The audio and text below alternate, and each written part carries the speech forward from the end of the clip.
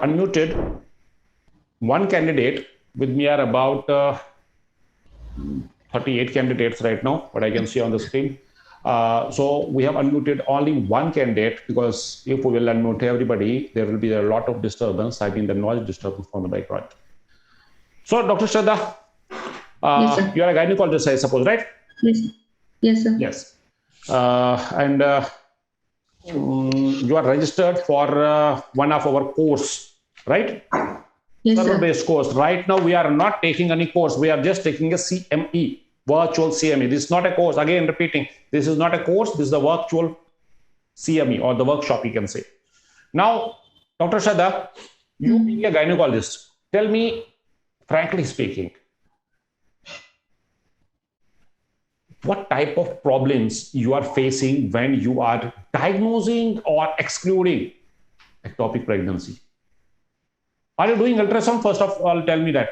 Yes, sir. For past 1 year, I'm doing. Okay, you are already doing, so you are Yes, a right candidate to discuss. So tell me very frankly, what types of difficulties you are feeling in diagnosing ectopic pregnancy? So first of all, I'm unable to find out the exact location, the gestational sac, the ectopic sac of. Hello. You're audible. Ectopic sac, sir. And being in a rural setup, actually, the patients, they don't turn up for us, especially this again for serial evaluation of beta HCG and all. So they don't turn up entirely. They are dependent more on this ultrasonography only for diagnosis. That is the problem. And 2-3 times I too had problem, especially at night times, to diagnose, and there was no senior radiologist available in our rural area. So that time I had to refer to higher center. By the time they went, it was very bad. See, the last statement, what you told me, I don't had any senior radiologist at that time. The point is that whenever we are doing ultrasound, we should not rely only on experience and degrees. Yes, sir. We have to put every possibility. We have to put each and every ball in one basket. Then only we can do ultrasound, whether it be ectopic, whether it be any ultrasound. So the point is here, are we putting everything in one basket? Or we are just thinking on lines of like a photographer, that I will be putting probe here, I will be seeing this thing. I'll be putting a Ultrasound probe, I will be seeing things more clearly. No. If you will spend more money on machine, you will get more knobs in it. Right or wrong? Yes, sir. Have you seen a machine with a single knob? Freeze, defreeze? No, sir. It means that, first of all, you have to understand the machine. Then, not only machine, then you have to know your subject also. By subject, I mean that if you are doing an ectopic scan, you are the more, I will say, good person to do a scan for an ectopic pregnancy, not a radiologist, because he may not know gynecology. You are a gynecologist, you know things better, you know the discriminatory zone, you know the doubling sign more clearly than a radiologist. So the point here is that we have to be 101% clear with theory. Then only we can do any type of ultrasound. And this is applicable for ectopic pregnancy. You should know 101% theory. Then only please attempt for the ectopic pregnancy. So there are two things which needs a strong fundamental of theory. One is ectopic pregnancy and another is multiple pregnancies. If you don't know the theory, you will get, mess up each and every time you will be scanning or ruling out the ectopic pregnancy. So the point is that we will today try to elaborate more of theory, because theory here is backbone, not practicals. So now we will go to the PPT session. So now we are starting the PPT session of ectopic pregnancy. First of all,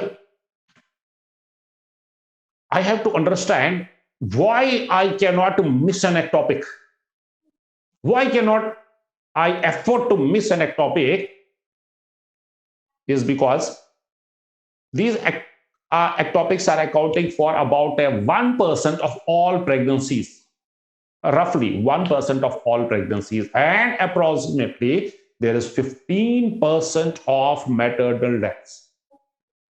Due to this thing, we are having 15% of maternal deaths. I cannot afford to miss an ectopic pregnancy. So the definition, what is the definition of ectopic pregnancy? Ectopic means out of place. It comes from a Greek word that is ektopos. So the definition is that it is outside, out of its place. Now, what is the place? What is the place? Dr. Shraddha, which pregnancy I will say is ectopic? Which is not in the endometrial cavity, yes or no? Dr. Shraddha, are you there? Now, probably the line has got disconnected with Dr. Shraddha. Now, everything what is outside the endometrial cavity is the ectopic. It can be in cervix, it can be in adnexa, it can be interstitial pregnancy, it can be even an abdominal cavity, that is abdominal cavity. So the word here, ektopos, out of place, is applicable for an ectopic pregnancy which is fertilized, implanted outside the uterine cavity, outside the uterine cavity. Now, to diagnose or to rule out, I'm using both words, to diagnose or to rule out the ectopic pregnancy, one needs sufficient theoretical knowledge. Not only knowledge, we need a proper implementation of the theory. Then only we can make out or rule out ectopic pregnancy. So here the practical knowledge and the theoretical knowledge both will lead you to the perfect diagnosis. It means that without theory, you cannot make out or rule out ectopic pregnancy. So theory is backbone for ultrasound as a whole, but here theory is backbone.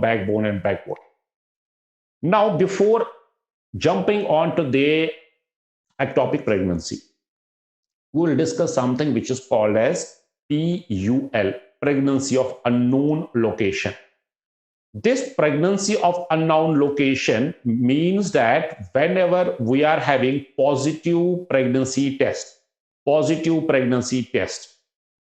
no intrauterine or extrauterine pregnancy, that is pregnancy of unknown location.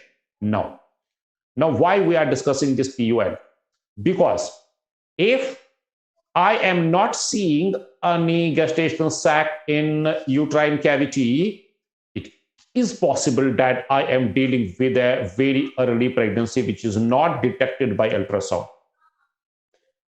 It is possible that I am dealing with a complete abortion. And it is possible that we are having an ectopic pregnancy. So the point is, before jumping on to the ectopic pregnancy, keep these two things in your mind. One is that maybe we are dealing with a complete abortion, and maybe that we are dealing with a pregnancy which is not detected on ultrasound. So the point is that don't straightway jump up on the ectopic pregnancy. Now, where are these ectopics?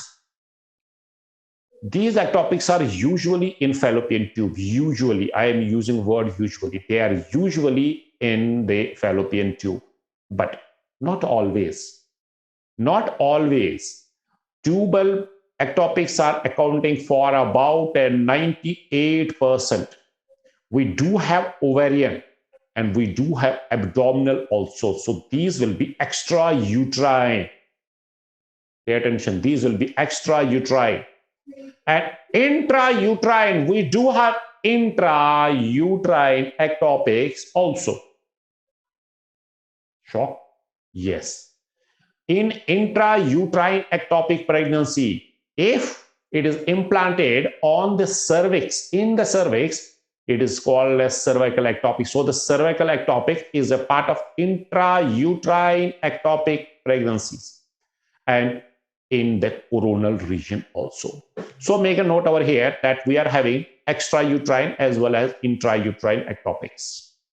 Not all ectopics are in fallopian tubes only.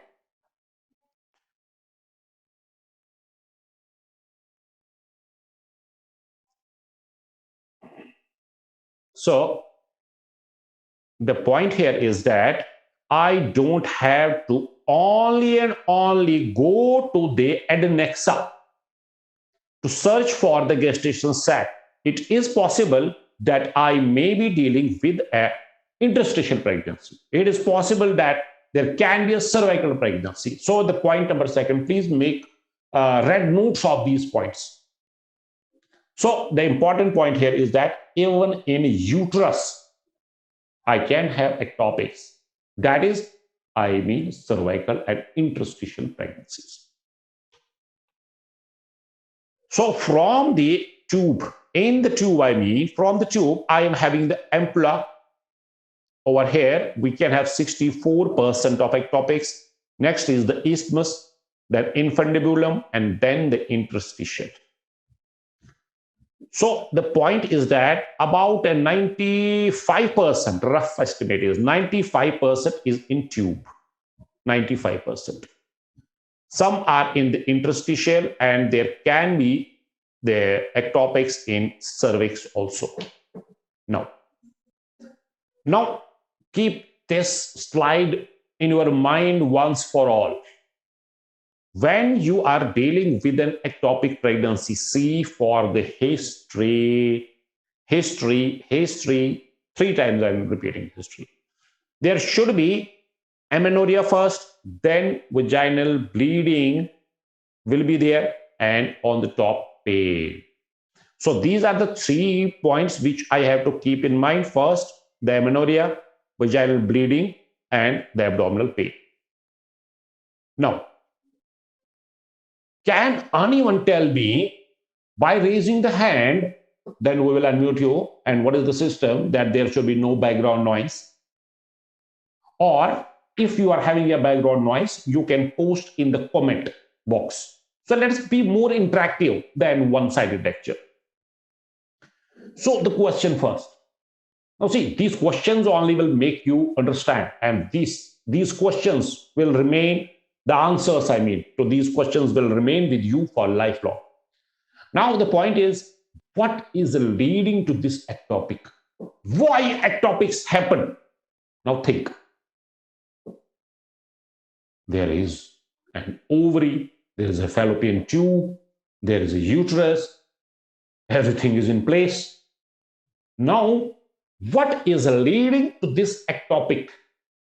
Now give a thought and raise the hand to discuss one-to-one with me, or you can post in the comment box. So I'll be waiting for your comment box to be more of interactive, and let's see what the candidates are thinking on lines of this point. What is leading to this ectopic? So I'm giving you 30 seconds to think.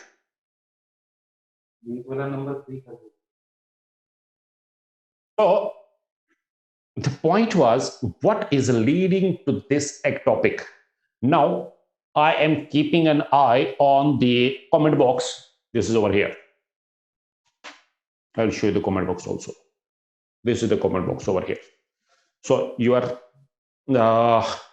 comments are getting highlighted here. So I'm reading from the comment box. So question was, what is leading to the ectopic? Now, Dr. Asia, infections, she's commenting our infection, tubal infection. This is Dr. Asia. Asia or Asi. Dr. Ujwala, anything which damage ciliary movements of tube. Dr. Bushra, urinary infections and bladder or after intercourse. This is what the people are sending, reading as it is. Pelvic and tubal infections. That is tubal peristalsis. Dr. Asi, any surgery of fallopian tube. Dr. Shankarnath, dysfunction of ciliary movements. Dr. Bushra, cyst in the tube. So these were some, not some, almost all. Yeah, all. These are all comments which I got from you. Now, please don't draw on the screen. Please don't draw on your screens. Now, the point is, can I put every possibility in one basket? Can I put every etiology in one basket? Now think. Can I put every etiology in one basket and in one line? Yes, I can. Now listen to me. These infections, these bending of tubes, these ciliary movements, I mean the dysfunction of the ciliary movements which was posted by somebody, these fibroids, they are ultimately leading to what? Which is leading to ectopic. Try to understand. This etiology, these etiological factors is leading to one point only, and that one point is landing into the ectopic. Now note down that one point. Anything which will lead to the delayed transport of fertilized ova from one end of fallopian tube to the uterine cavity can lead to ectopic. Should I repeat? I am repeating. Any possibility, anything, any etiological factor which will lead to the delay in transport of the fertilized ova from one end of the fallopian tube to another, that can lead to ectopic. Now these infections, what they are ultimately leading to? They are leading to the bending of the tube. So that bend, wherever created, will lead to the delay of the transport, and thereby the fertilized ova will have possibility to get stuck.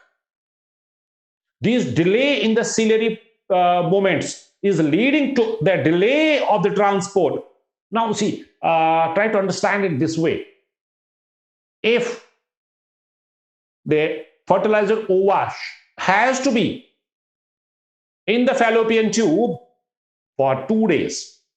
So 2 to 3 days it is taking from one end to drop into the endometrial cavity. If due to any reason it is taking 5 days, 6 days, 7 days, so it is getting more time in the fallopian tube. So it is possible that the fertilized ova will get stuck over here. So anything which will lead to the delay of the transport of the fallopian tube will lead to ectopic.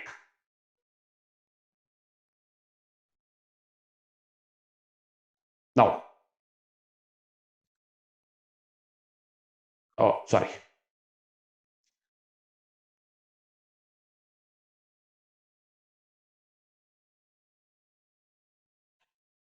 Now go through these all.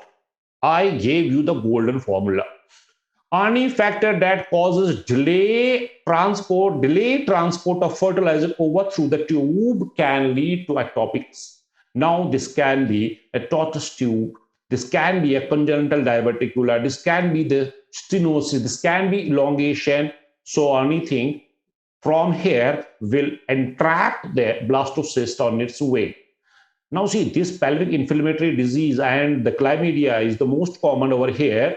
We are missing this. So pelvic inflammatory disease. So the risk factors, congenital, long tube, diverticular, any operation conducted, chronic salpingitis, narrowing of the tube. Now see, all these are leading to what? Delay of the transport of the fertilizer ova, tubal surgery, STDs, ARTs, ectopics, especially if it is history of ectopics, I mean, if it is conservatively managed without surgery. And nowadays we are seeing this ectopic in place at type of conception. We are seeing this. Now, the main important point is that whenever there is infection, due to infection, we are having these adhesions. And these adhesions itself are not much responsible for the ectopics directly, but what they are doing, see, we are having one adhesion here, and this adhesion is pulling this tube towards itself, and thereby we are leading to this angle over here, created angle over here. Now see, the fertilizer ova is coming, but here, due to the angle created, it gets stuck over here, and it is not getting easily passed. So the point here is that now the main important point is, why should I bother about this history and all these things? No, you have to. Why? Because now see, with what I started the session is that I should know the theory. Now, if patient is bleeding PV, on the top, there is tenderness. And if there is history of PID, my door is getting knocked. And now I will get onto my toes and open the door. Why should I unnecessarily open the door? By opening the door, I mean the clicking of my neurons. Now my door will get knocked and I will get onto my toes. Oh my God, maybe this is ectopic. So the point is, I have to correlate what I am seeing and what I am dealing with. So if there is history of PID, if there is any history of any surgery, if there is a broad ligament fibroid. Now, what is broad ligament fibroid will do? This broad ligament fibroid, if for example there is a broad ligament fibroid over here, it will press on to the tube, and it will lead again to the stucking of the fertilizer ova. So the point is not that I will be seeing this angle over here or the junction over here. I am not seeing that, but I know that there is a history of the broad ligament fibroid. So the point is, if I am having a history of broad ligament fibroid, on the top patient is overdue, bleeding PV, tenderness, my door is getting knocked, I will get onto my toes. Then only I will think online of ectopic. There is a saying that what mind is not knowing, eyes cannot see. Now my mind is knowing that there can be ectopic in this case, then only I will see this. Now how I will see that thing on screen, that is our job, we will discuss later on. So this was a very brief in